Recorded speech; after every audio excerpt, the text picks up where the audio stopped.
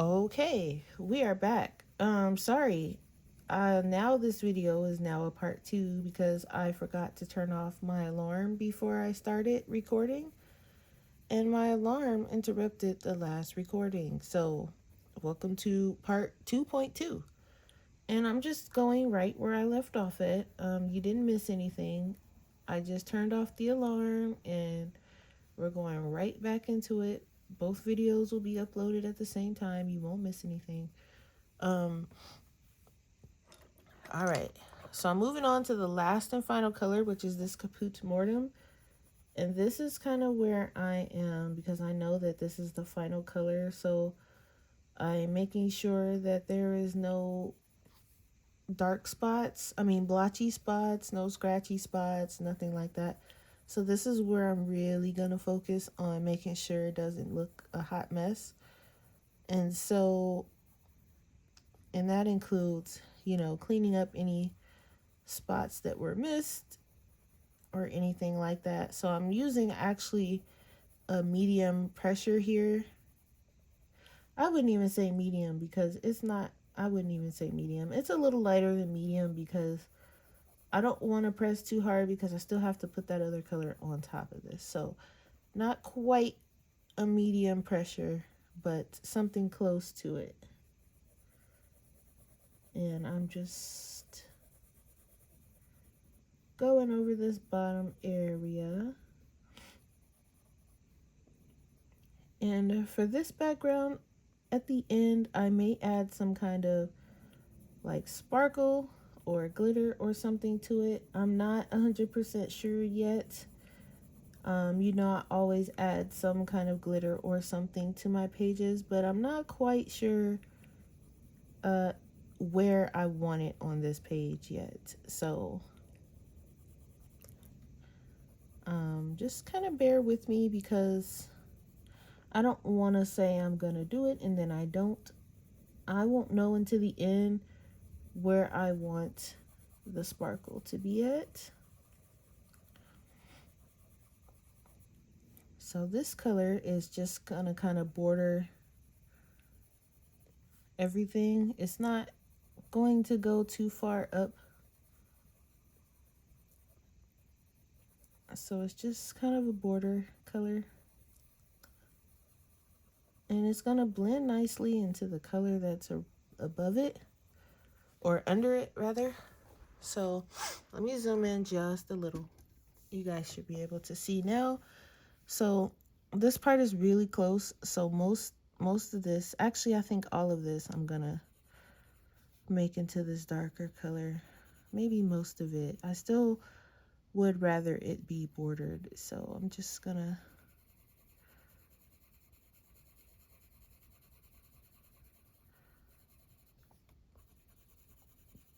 So I hope you guys are enjoying this color palette challenge that I'm doing. I don't have anything planned for number 3 yet, and that's just simply because I am leaving. I won't be home towards the end of June, so I won't be able to record. I am going to take some coloring books with me. I have to pick out what I'm taking. I've not packed or anything, and June is next month. But I won't be recording, so I'm gonna try to have some pre-recorded videos, just so you guys will have something to watch for the week and a half I'm gone. And then hopefully when I get back, by the time I get back, this should be done, or almost done, because then in July we'll move on to number 3. So far we're still going in order. I'm going to continue to do these until you guys get tired of them, alongside other things on my channel. It won't be just, the color palette challenges that you'll be seeing. I'm still going to be doing hauls, and I think for my finished pages, I almost want to do that maybe like every 3 months. or something like that, because I don't finish a lot. Or I might not even. I might just continue to keep it as like my weekly updates, because I'm not really finishing pages. I'm really just working on my whips slowly, and I'm doing a little bit at a time, learning things as I go. So I think I'm just going to continue to show you guys my weekly progress. Uh, if time starts to get away from me, then I can do like monthly progress. But for now, I am doing okay with weekly, because every week I'm working on something different. It's not all the same thing. So I can do weekly. All right. So going back to the color before this one, which is the middle cadmium red. And I'm blending this in with this caput mortem down here. And as you can see, I'm just getting rid of, just kind of like when we went in before, I just kind of was blocking the colors in. But once you start putting the colors and stuff on top, they start blending in just fine. And notice I didn't sharpen my pencils either before this, because with the backgrounds, I like to have smooth, lines. I don't want anything very sharp, because it can create like really sharp lines, and I don't want that for my backgrounds. I want my backgrounds to be nice and smoothly blended. So I don't typically don't sharpen my pencils when it comes to backgrounds. I like to leave them pretty wherever they are. Now, if it's already sharpened, there's nothing I can do about that, but I typically don't like to sharpen them for the backgrounds, especially my polys, because these are a harder pencil. So I like to kind of leave them as soft as possible, which they usually are a little softer when they are more blunt. So I didn't bother sharpening them. I left them the way they were. So I'm just coming in and buffering out this bottom color while also layering up and moving up. So we ended up, I guess, we're basically doing the whole background now, because the video kind of cut off. So this is a little easier because you can watch it in two parts, I guess. Unintentionally though, I really thought I turned off that alarm, but I guess I didn't turn it off. But that's okay. It happens. So right here I'm using medium pressure, because this is just all this color here. So you can use medium pressure, just so that you can you don't have to keep going back and forth with the same color. Just use medium pressure and get the color down. You don't have to worry about it. You don't have to worry about coming back, because you've already done it. Same thing right here.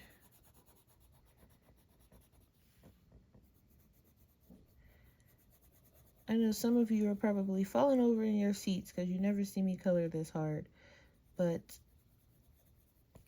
in some cases, like I said before, I will put a harder pressure just so that I don't have to keep coming back. Now right here, I'm going to lighten up a little bit so that that next color can connect to it.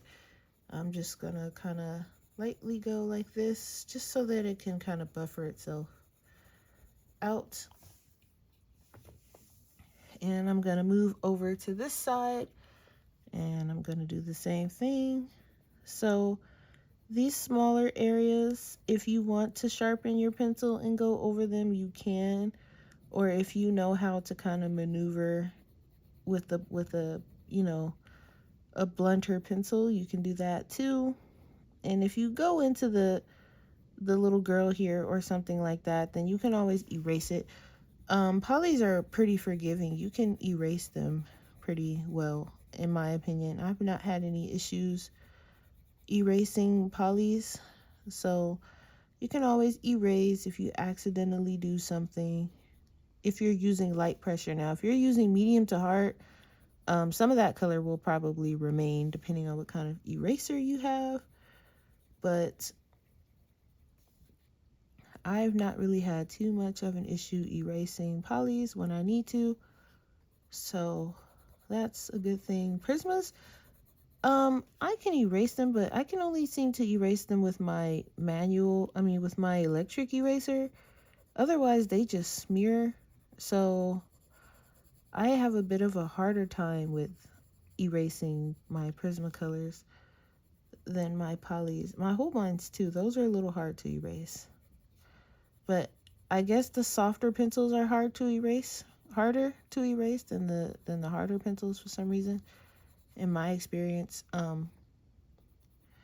that might not be the case for everybody. So just test it out on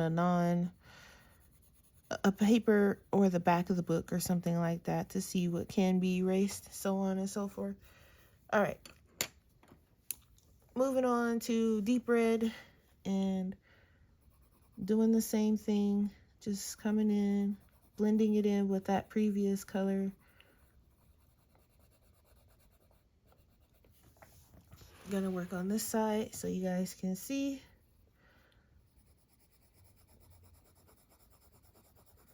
And remember, we wanted most of the sky to be light, so we're only doing this kind of down here towards the bottom.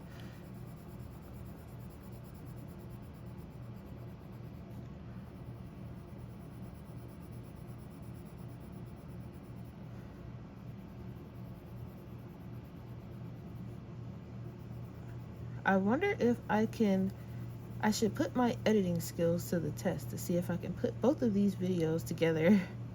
I could imagine what that would turn out like, though. That would be interesting.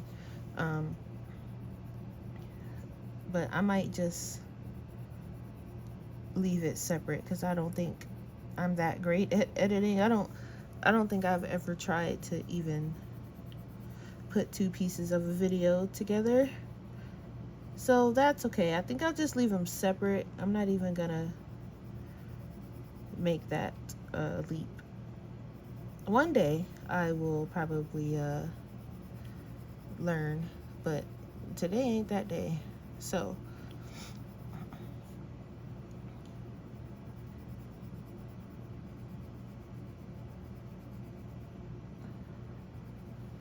all right, so that's that side. And notice I kind of faded off right here because I'm gonna come in with that other color. So I want this to be pretty light,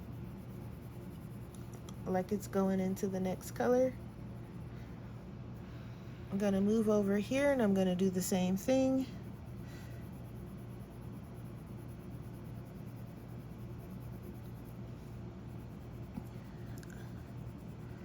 So I'm leaning towards doing the clouds and the trees in the next part. You know, the bull and the cube will probably be the last thing. I want everything else around it to kind of be done before we move into the main parts of, just because I know that those parts are going to take longer. So I kind of want that to be the last part, especially that cube. I know that's going to take some time, but I do have colors in mind for it. So we will see. We will see.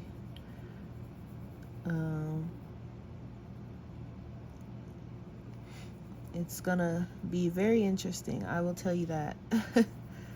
And that's all I will say, because I am just testing things out. And so we test things out over here, and if they work, they work, and if they look a little crazy, then they look a little crazy, but that's okay too. But I like to try things out because sometimes that's how you get, like, you know, color combos and stuff that you like to want to use in the future on something else, and you're like, oh, I remember that page that I was working on. The page itself turned out a mess, but I remember that color I was using, and you go back and you're like, yeah, I want to use that color. So sometimes the page turning into a hot mess can be a good thing. Not always. Sometimes a hot mess is a hot mess, but sometimes you can get a page to kind of look okay. Even though you think it's a hot mess, it might not be. It could start out as one, even, and you can be like, oh, this page is starting out a mess. And then when you finish it, you're like, oh, it wasn't that bad. So, you know, what I have in mind is a little far fetched, but I think it's going to look cool. And if it doesn't look cool and it ends up just looking a mess, that's okay. We all learn together. All right. Moving into the cinnamon. And this is going to be. This one I'm going to still use light pressure just because I needed to blend in with that the light flesh. So I'm using a bit of a medium right here just so that I can blend it with the color that we used before, the deep red. So once I have it blended in with the deep red, from there it's just going to be very light because I need it to blend in. So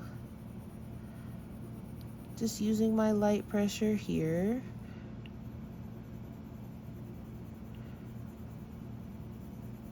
And you can just kind of eyeball where you want your light, where you want it to start going into the light color, or you can do mostly dark and then, you know, a little bit of light. It all depends on what you want your background to look like. I wanted mine to be a little bit more light, so I'm keeping the darker colors near the bottom. And also, you don't have to do this all in pencil either.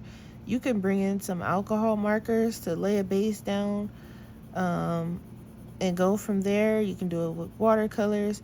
As long as you're matching the colors, you'll be fine. Just pick colors that are similar to the background, and you'll be fine. You don't have to kill your hands doing this whole thing in pencil. I chose to do it in pencil because I feel like it's not that big of a background, so I'm okay with doing it in pencil for this one. Just gonna bring this up slightly. So I'm okay with doing it in pencil. Now, if it was like a big background or something like that, I would probably put a marker base down or even like some Neo 2s or something, just so that I could like not have so much strain on my hands. Let me move over to this side. So instead of straining your hands, please find something like an alcohol marker, even a water-based marker. You could put a water-based marker down and add some water to it and blend it out. Possibilities are endless. You don't have to use pencil, especially if you have like arthritis. I have arthritis in my hands, but for some reason my polys don't make my hands hurt as much as my other pencils, which is another reason why they're my favorite. It's like they're the perfect size. I don't have an issue really with my Holbeins either, but my Pablos, after a while, they make my hands hurt, as well as my Light Fast. I love using them. My Prismacolors, I don't like using them that much, so it doesn't, you know. But if I use them for too long, they will also make my hands hurt. But my polys, I don't have that issue. So I can use these all day long and hands won't be hurting at all, which is lovely. So, all right. And then I'm just going to make that really light right there. Okay, last color, which is our light flesh. And again, I'm just medium pressure where it connects with the cinnamon. And then from there, it's going to be really light. And I mean really light pressure, because you can even do white over it or mix it with white to keep it really light near the top. that will be up to you. I might add some white to this depending on if I accidentally go too heavy or not, because I want it to be really relatively light. So like right here, up here is where I wanted to start getting really light. So I wanted to probably add some white to this, but I'm gonna make it just slightly darker first. And just kind of not have any like blotchy lines, so we don't have to worry about that. And just come in really lightly and fill in. Make sure it's not any white lines or anything like that. You can also come in with a blender. I'm gonna come in with some white though. So I'm just gonna do the other side where it connects with the cinnamon. I'm going to put medium pressure, blend it together.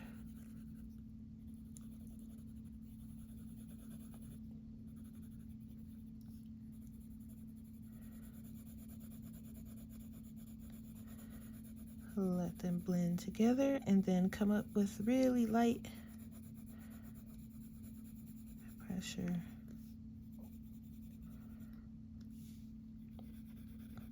So I think this background is going to help the cube stand out for what I have in mind for it anyway. I hope it stands out. The cube is what I want to stand out the most.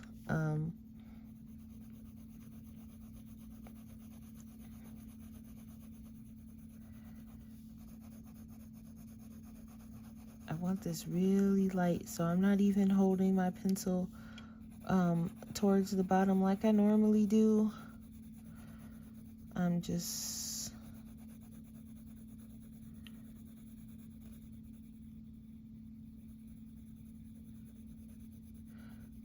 filling in the layers. I mean, filling in the white spaces that I kind of left behind when I was blocking in the colors.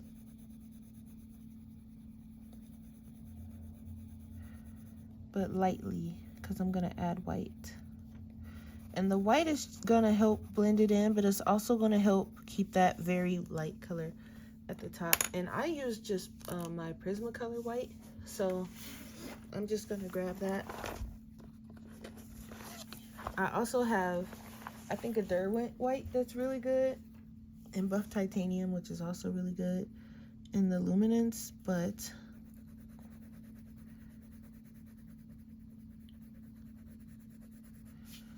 for right now, this is good enough. Also, before you do this, which I should have did, but I hadn't used this one yet, so I knew it was nothing on it.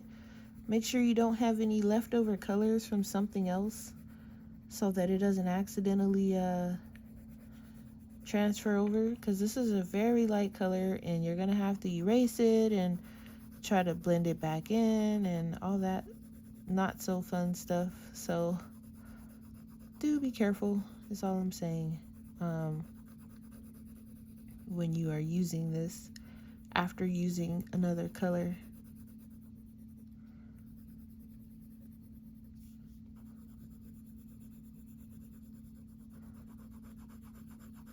And then if you want, you can even come over the whole thing with a blender pencil.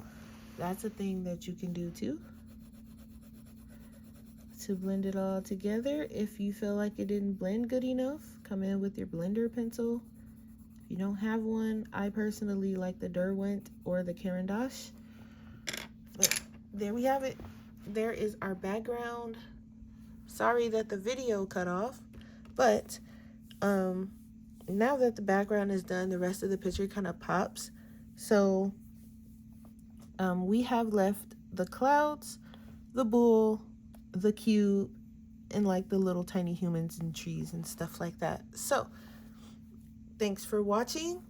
Don't forget to hit the like button on your way out, and I will see you guys next time. Bye.